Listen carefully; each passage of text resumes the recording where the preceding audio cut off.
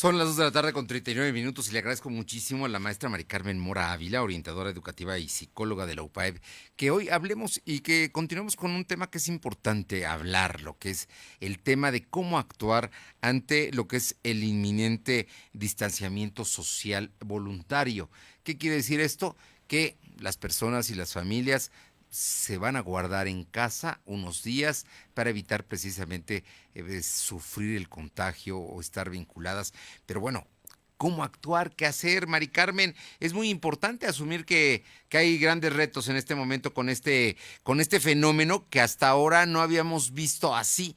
Lo último fue en el 2009 con el B1H1, pero la verdad es que nunca llegamos a esto. ¿Cómo te va? Muy buenas tardes. Hola, ¿qué tal? Buenas tardes. Gracias por recibirme con tu amable audiencia. Mari Carmen, un reto enorme. Me imagino que ustedes con sus estudiantes y sus maestros están trabajando ya. Así es, definitivamente. Como bien mencionas, es un reto que nunca habíamos enfrentado, me parece, pues a nivel mundial, ¿verdad? Así es, y estamos viendo fenómenos que se están dando en China primero y ahora en Europa. Así es, efectivamente.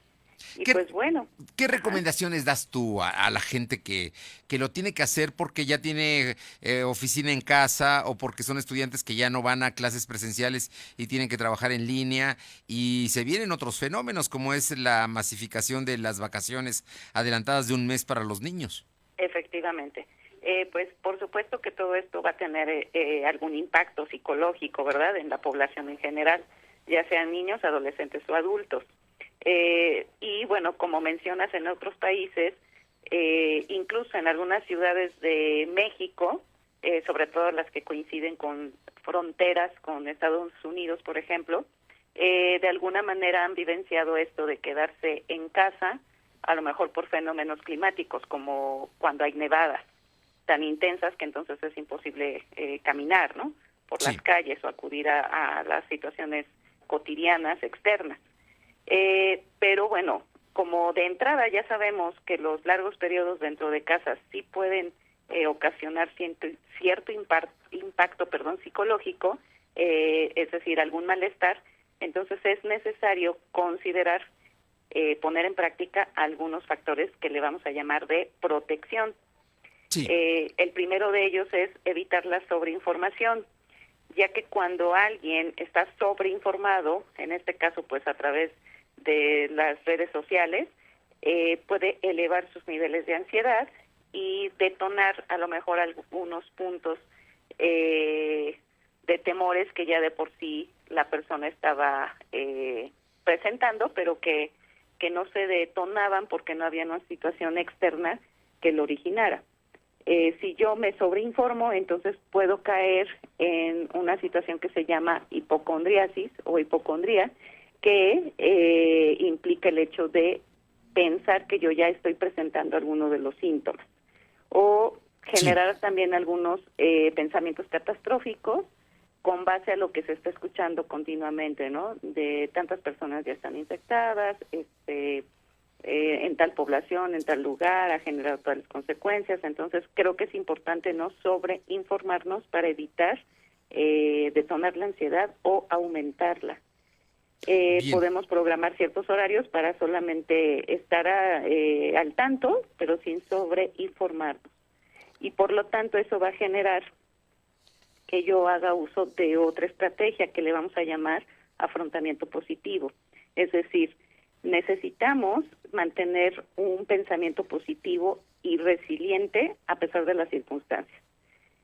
Es decir, encontrarle el lado amable de todo esto que está sucediendo.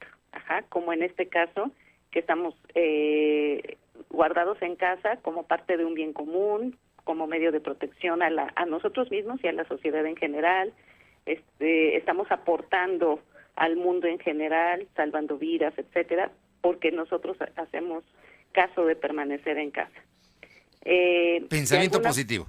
exactamente, totalmente, que después de esto van a venir cosas mejores, que a pesar de esto van a pasar cosas positivas.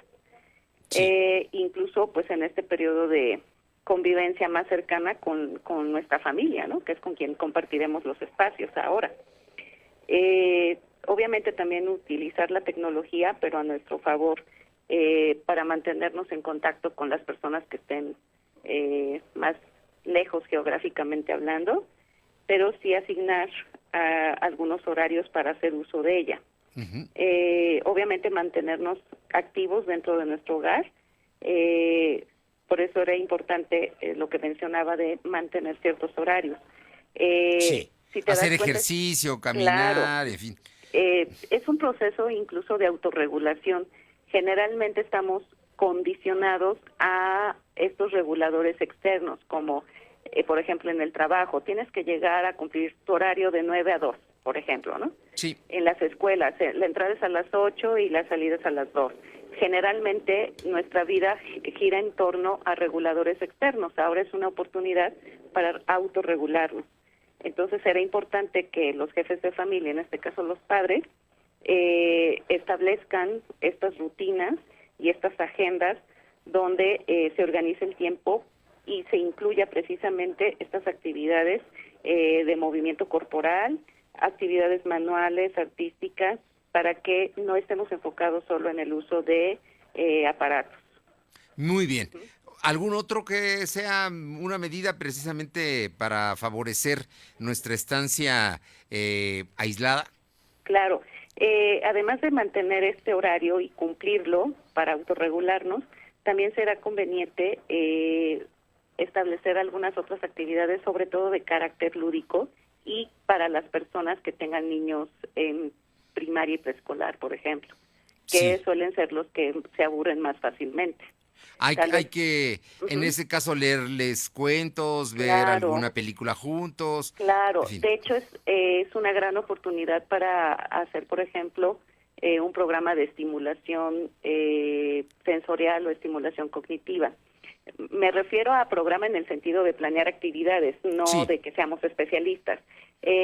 Hay lugares donde incluso ya, debido a que es común estas semanas de confinamiento en el hogar, se tienen habitaciones ya preparadas con una gran cantidad de materiales lúdicos, desde cosas tan simples como un rompecabezas, un dominó, memoramas, Ujú. hasta jugar con arena, jugar con plastilina, dibujar libremente, no solo contarles cuentos, sino que ellos inventen cuentos Ah, muy y bien. que los escriban, que todos en familia creemos un cuento y luego lo actuemos. Es decir, es una gran oportunidad también para desarrollar la parte creativa como Pues, familia.